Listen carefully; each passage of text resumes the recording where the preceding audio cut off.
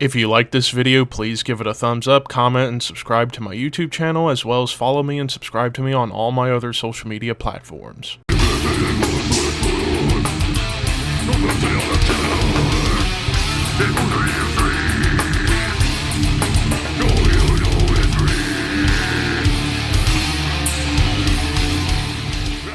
What's up, Thrashers, and welcome back once again to the Thrash Maniac 99 YouTube channel, and I am back with another album review for you guys.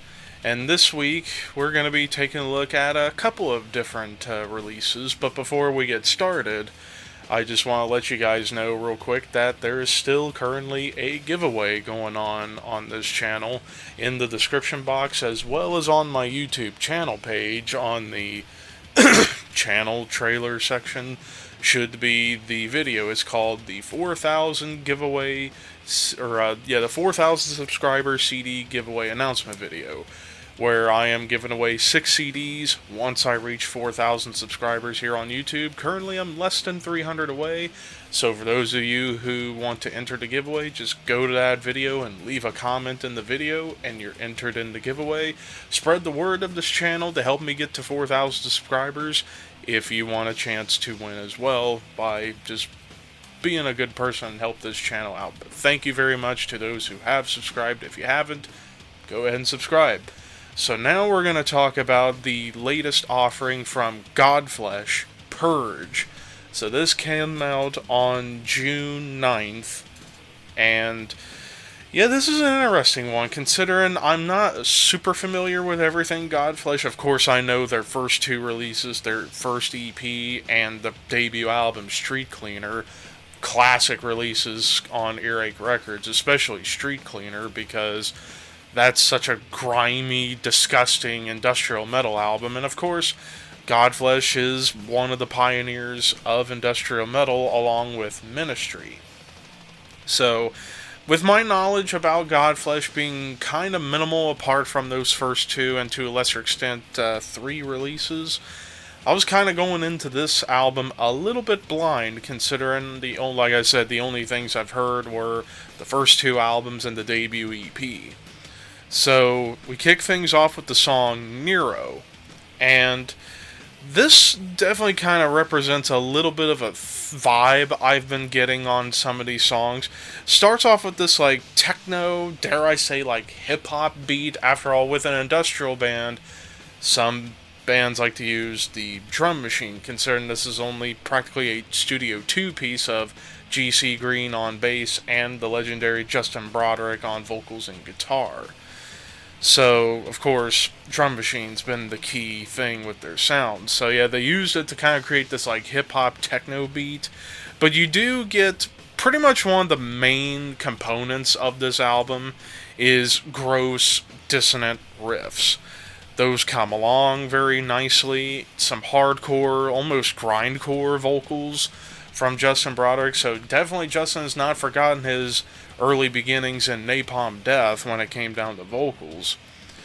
And then you get into, like I said, this album kind of has a few modes that it goes for. It goes for a lot of dissonant atmosphere, because pretty much top to bottom, every song has some dissonant riff, which I am a big fan of those, but after a while, especially when all these songs typically have only like 1, maybe 2, at the very most 3 riffs in the song, they kind of blend together a lot of times. And also, I kind of found myself losing attention after a bit, because, especially like I said, a lot of these songs kind of use the same riff looped over and over again, or played over and over again. But whenever the riffs do come out, they are pretty solid. Like Landlord, you get a much more aggressive riff heard throughout the track. Army of None kind of goes back a little bit to the vibe of Nero, and that's some like hip-hop inspired drum machine grooves. But one big note with this album is a lot of the bass lines you get on this album are actually kind of catchy, and also the bass tone of this album is absolutely pulsating, which is really cool to hear.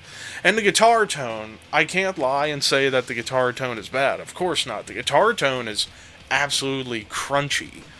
It's just every song, it's almost like one or two riffs played over and over again, and it started to kind of drive me insane.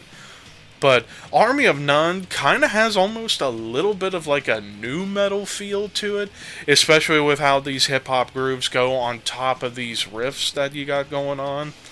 Lazarus Leper, again, more. Well, actually, the dissonant riff that's played all throughout this track is much darker and more melodic. Like, it's a more melodic dissonant guitar riff that you got going on here. And even the vocals kind of change up a little bit, and it's more spoken word. The song Permission, big riff that kind of brought in some, like, White Zombie vibes, but of course on top of the drum machine, but you do end off with a little bit of dissonance. The Father, arguably one of the doomier songs of the album because it's slower, it's got more doom groove to it, and even the riffs are a little doomier. And even clean vocals kind of come in, and it reminds me a little bit of like Burton C. Bell, formerly of Fear Factory. And they were okay clean vocals for me. Mythology of Self, chunky riff even here, as well as some like downright evil grindcore style vocals, like the death metal grindcore growl, whatever you want to call it. And then you get to the closing track, You Are the Judge, the Jury, and the Executioner, pretty much combining everything this album's done, and that's dissonance, melody, guitar squeals, catchy bass line, doom grooves, and the second track with the more clean vocals. So yeah, like I said, pulsating bass tone, crunchy guitar tone, but the album itself, it just goes for one feel, and that's all about dissonant atmosphere, and on top of that, basically looping the same riff on every track over and over, and it kind of drove me insane. Like I said, I wanted more dynamics and some like riff shifts.